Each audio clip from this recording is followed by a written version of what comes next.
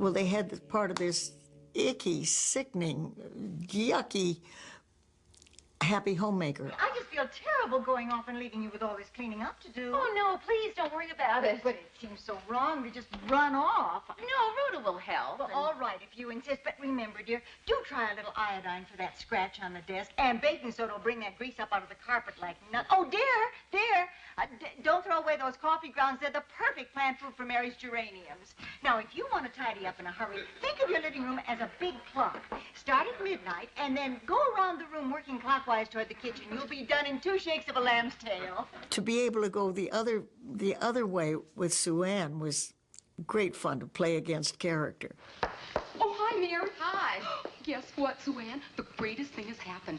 I've been offered a chance to audition for the at-home show on Channel 10 right here in Minneapolis. Isn't that fabulous? And if I get it, we'll be together just like when we were kids. Oh, come on. I'll buy you dinner and we'll celebrate. Oh, Lila, that's marvelous. I'm so happy. Listen, I tell you what, you go on down. I'll meet you in the lobby, Okay. dear. There's just something I have to say to Mary. Bye, Mary.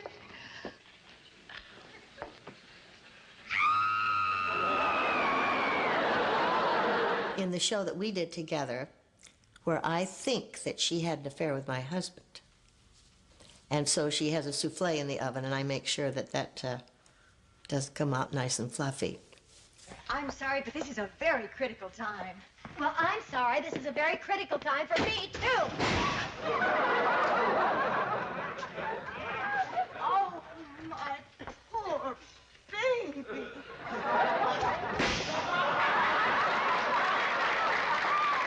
Sue Ann would stop at nothing.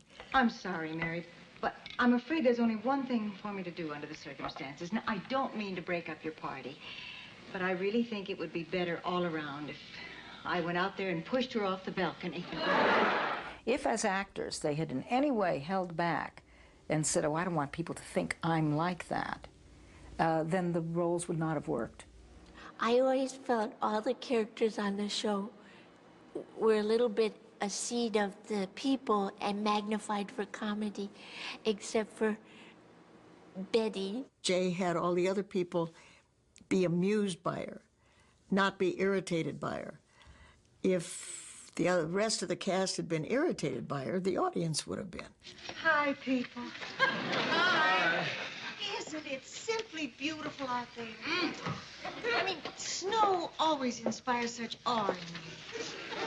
Just consider one single snowflake alone. So delicate, so fragile, so ethereal.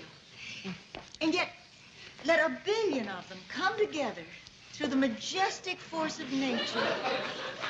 They can screw up a whole city.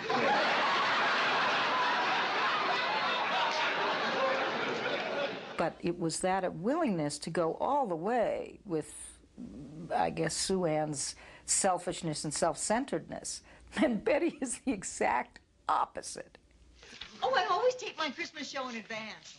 That way I can spend the season of joy and goodwill with my only sister in Florida. Oh, that's nice. She's kind of a creep, but she's got a pool.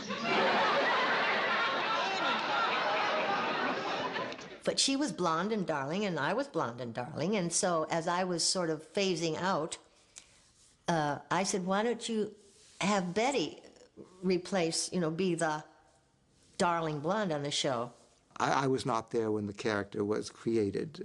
It was in a show that my partner Ed had done that her character came into being, and it was just a ball being on the set with her. She knocks me out. I mean, she is Miss Television. I had always been this goody two-shoes Miss Sweet, live television. I would say double entendre things, and everybody'd say, well, poor Betty, she doesn't know what she's saying. Betty White's image was goody two-shoes, and Sue Ann Nivens was hardly that. Well, look who else is here. Sue Ann, you remember Ted from the newsroom? Lord. How have you been, Ted? Oh, swell, Sue Ann. What a great bedroom, Sue Ann.